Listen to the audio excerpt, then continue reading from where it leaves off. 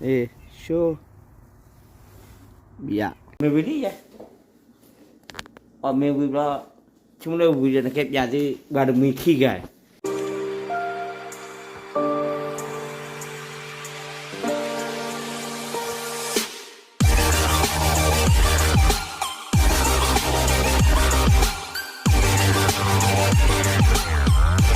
dan ini kak kayaknya lelek nhà khi bị lệ khá lệ unit mà lệ unit là đó là mà lệ sai này đi bị ai giặt đi đó libor là đi nó thì chung là khơi mi mà bà lấy ghé lo đi ghé ra là cái bác kia ra cho không qua làm tọt ở cái rồi các bạn bè nhà các bạn cả đi bỏ vào phao chợ các bạn bè ra đi nhau đi bè ra đi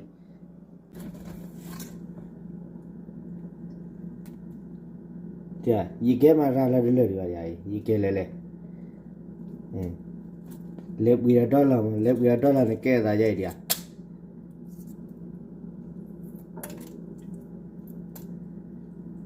đã hà là khoe vào lệ tay là đó là này phát kiến, dạ, ai chỉ mà luôn nói cho rồi đi, dạ, xin chào, cái gì là cái gì आवाज ना लग गया मिले मारे छाप जा बुझे सुबह के बाद में हंसला माँ ठीक है वो आवाज में क्वारा खेना चाव दिया चाव गया जा तो यहाँ ले बाबू दे यहाँ चोरा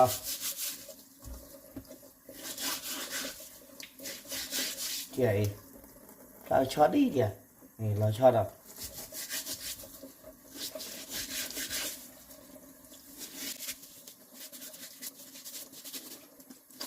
nó là TCC anh em thấy chó đi anh không qua chó đi làm mặt lo gì à mà tôi chụp lên mà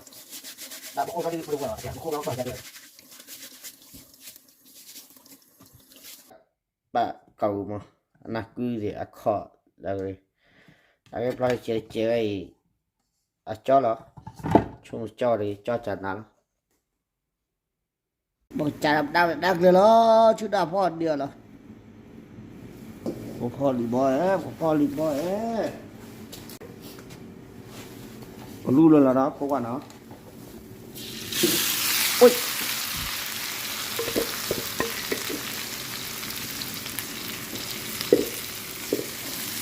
một chai lên đấy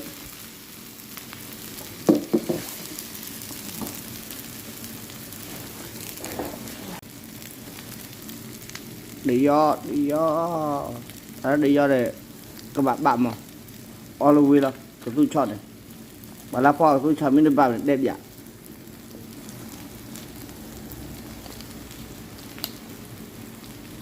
mà bộ khoa lá pho tôi bạn đẹp vậy để kẹp lại đây là quên lắm là cái tua bỏ đi vào kho bạc của được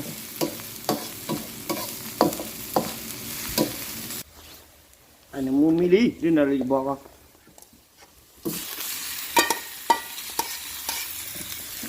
đi bỏ ra tươi này ở đây đó họ đi lan rồi là không qua tôi lừa nha bà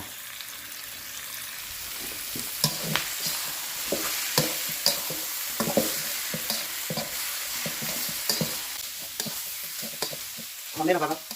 lái xe còn đây còn lái cô xe là đây là bạn con lợn đã có là làm gì vậy con là con đi đúng rồi người ta con đây là lái kia là như thế nào con phía bên mình thì là mà bạn kia rồi một cái chuyện ha còn việc chuyện phố cũng có đi mà con lại còn đấy là gì mà nó kia rồi còn đây ok rồi lê đi nhà cao huy đi à Plabel ya biasa nak baca plan share show bia cái bạn khôi cái tu bự đi cái là lệ trước đó cái cây là vậy qua cái là lấy đi để qua ta đã nấu muốn chọc dạ rồi nhô mana balati ati de ba ko ma thi che cha ya wa ai đi cái bao cô mỏi vậy vậy cô qua lấy nó thế cái nào gọi mì lo mì lo đó nhạc ca đi à nhạc ca cái tôi chơi cái ly nhạc được có vậy bukan mì đến nít ạ vậy chạy ra đồ ao của nó gọi mì nít là khá lắm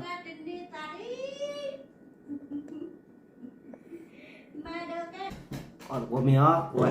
đây để nhà pha con gì vậy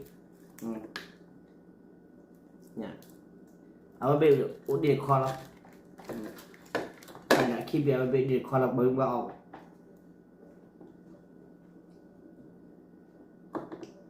vậy là khao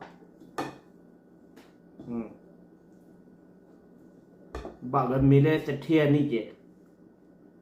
và cái đi bao nhiêu rồi còn lại lấy tôi chơi để lấy cái lại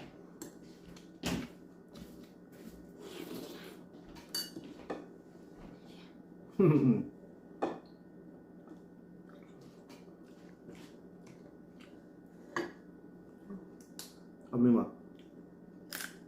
hay kia đã tao bao kia Mau ni tak hari baca lagi tu. Kita nak kalau mengharap kita tahu. mình mà Apa soal itu? Kerana apa? bao nhiêu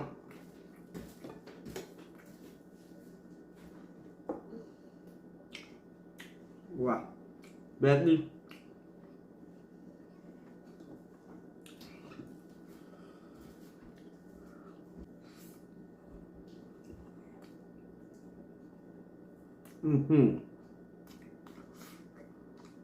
Chana lo như vậy chana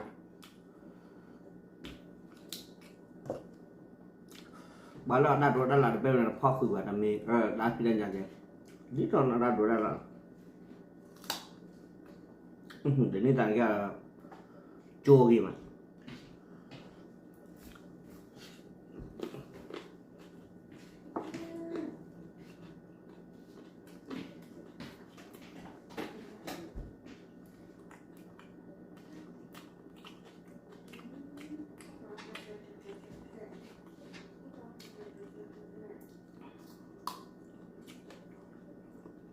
đừng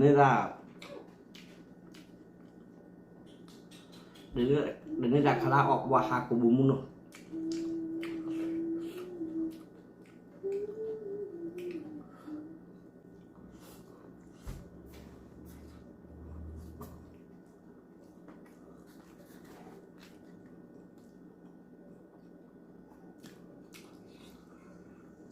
không mà đừng biết là được câu là bán ba nhà cũ mà họ đang lừa lọ ở cái vị lên bao nhà rồi đấy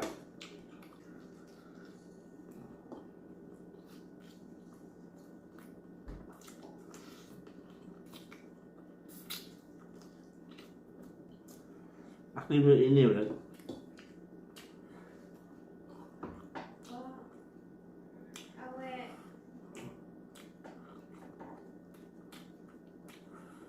nha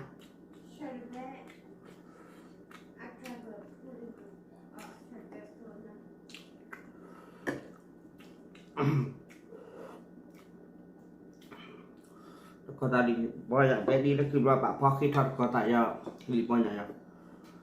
cái game mà là thi kiếm không bảo phó qua đừng nhu là gì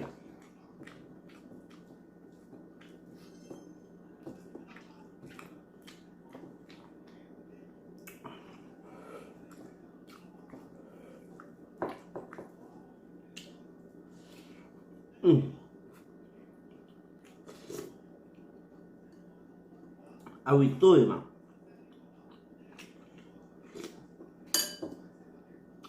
ở cho là đưa đi phụ ba phụ bếp bếp bảo ai lì bao nhiêu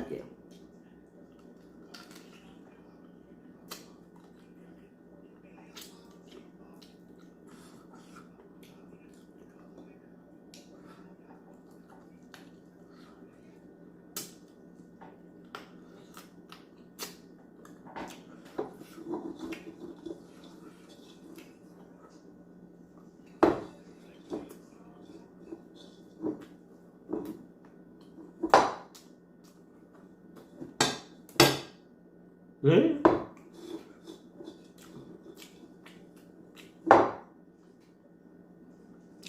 giờ đây giờ mình plan là đập khoa làm được là mới được là được rồi